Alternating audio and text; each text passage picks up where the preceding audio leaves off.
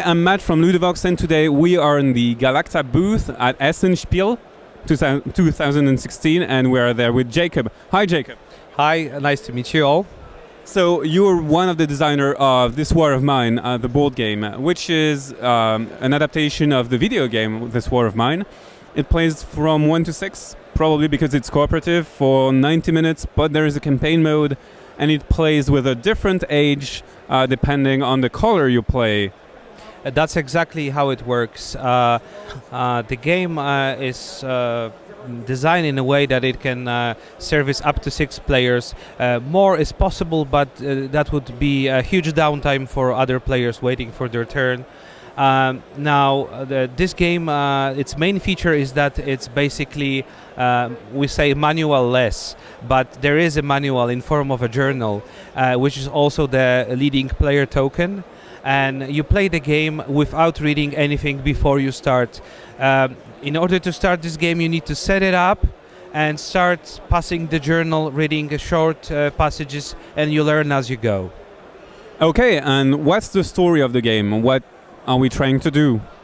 So the story is quite unique in terms of board game teams and PC game teams as well, because that's the original, as you said.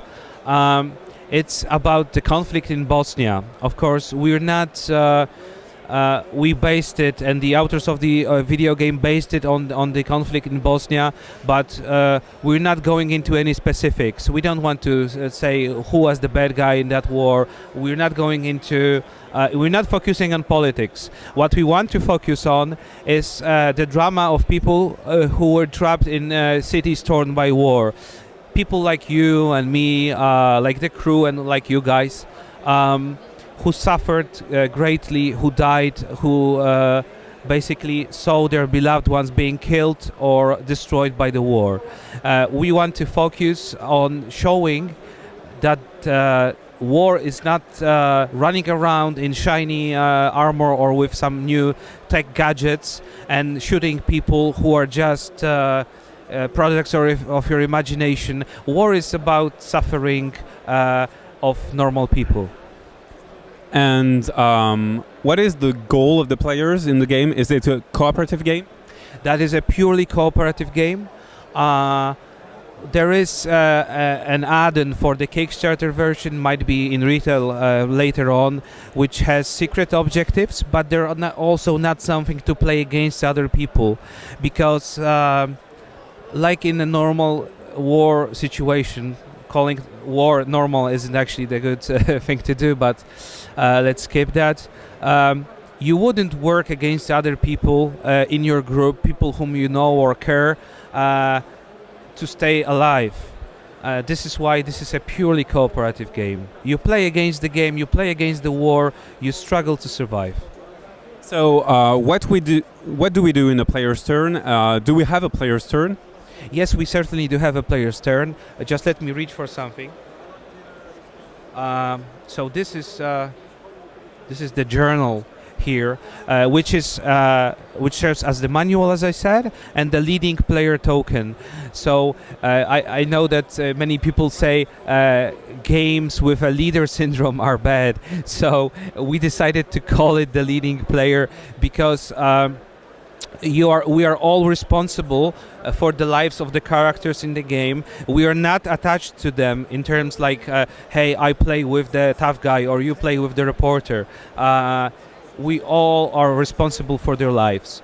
And we take turns in deciding what happens on the board one by one. And this journal leads us through this and tells us who does something when.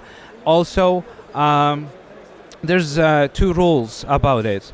Only the leading player may touch the game components and make decisions, but he or she must do so only after consulting with others. So it's my decision, but if I don't listen to you, you might get angry with me. So this is us trying to have the meta game above the table with people's emotions.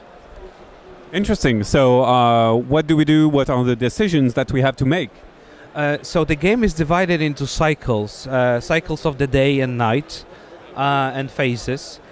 basically during the day, what we do is we assign actions to characters. They can clear the stuff here on the board, they can build something, they may poke around, they may think of some new ideas for things to craft, or they might poke around outside trying to find some other people who are alive to join us, maybe to trade with them or just to talk with them.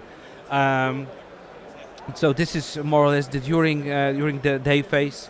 There's of course a lot more stuff happening, and during the night phase we assign who stays back in the shelter to guard it, who rests in the bed or on the floor if we don't have the beds, and who goes scavenging, looking for supplies for us to live another day. Sorry.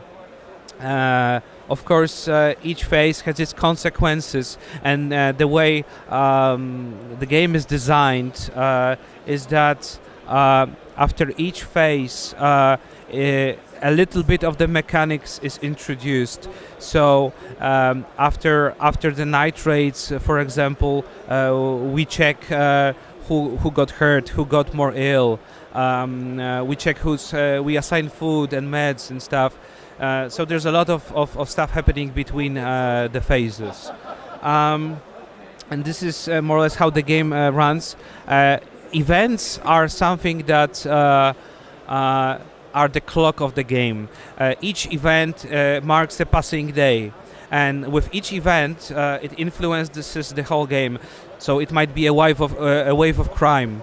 For example, making all the night raids and possible encounters a lot more dangerous. It might be some help from the peace corps. It might be a lot of different stuff. And this is in a brief how the game runs. So I have a question about how do we win the game and how do we lose it, because it's a co-op game. There must be a way to lose the game. So there's one final objective. It's to survive. And at least one character from the starting crew must survive. So you start with 3 characters. If all 3 are alive by the end of the game, that's an outstanding result. If 2 are alive, that's okay. If 1, you barely survived. And we lose by losing everyone. Yes, exactly. And this can happen during any phase of the day. Also, there are objectives that we have, because the events deck and the course of the campaign, it's divided into chapters. Each chapter is marked with an objective that we need to fulfill. For example, we have on the table an objective to gather food for the starving, because in such a situation we're not the only ones who are suffering. So if we have hearts big enough and we're resourceful enough to gather more food, we can share it with others. There's a reward for that and a penalty. So this also marks the smaller objectives of the game. Okay, so you're one of the designers, and how did you have the idea of designing a board game from this video game? So the second author, or maybe I should say the first author, is Michał Oracz. So you guys might know him from games like Neuroshima Hex, Cry Havoc. So there's no doubt that he's a brilliant designer. I myself, I'm more related to the literary world. I write, I designed video games, I designed quests for video games, and I used to be a copywriter for a publishing house. So what I do for this game, of course, with Michał, we kind of interfere with each other. I had some ideas about rules. He has a lot of insight about how I should do my job, which is basically writing the book of scripts. And the book of scripts, it's the thing that makes this game so special, because with this all, it's just a clever game, like 100 other games out there, or maybe 1,000. But with the book of scripts, this game gains something that Michał and I found board games often lack, which is that level of depth that a movie or a book have. That can leave you with either feeling sad or happy about something.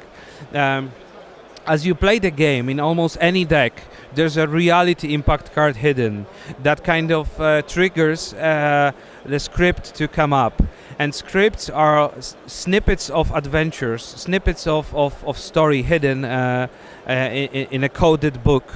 And they often tell you a story, but even more often they have consequences for a choice you make.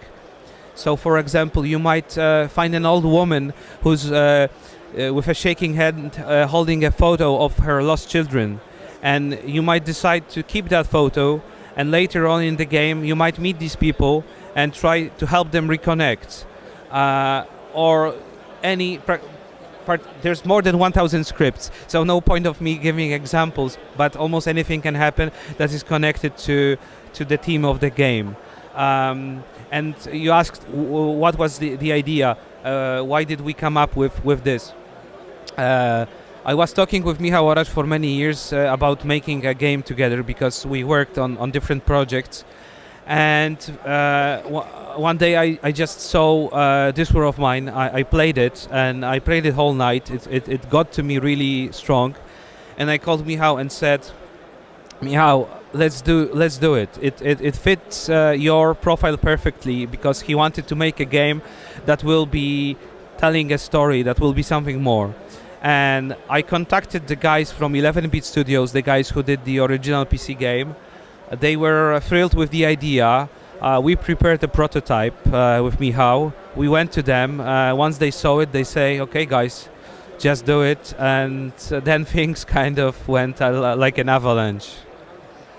The Kickstarter, the success of the Kickstarter as well. Yeah, the Kickstarter was a huge success, and with big thanks to Awaken Realms, the company whose main profile is painting miniatures, and they're the ones who did this beautiful diorama behind us. They helped us with setting up the Kickstarter, with all that. Also, 11-Bit Studios helped a lot with outreaching, and with Michał we planned the campaign. We were in contact with Kickstarter. They also provided some really cool info, and I think people just wanted something that we wanted with Michał, to have a game that will tell a deeper story. And I'm really glad that because we weren't sure this is going to be a smash hit.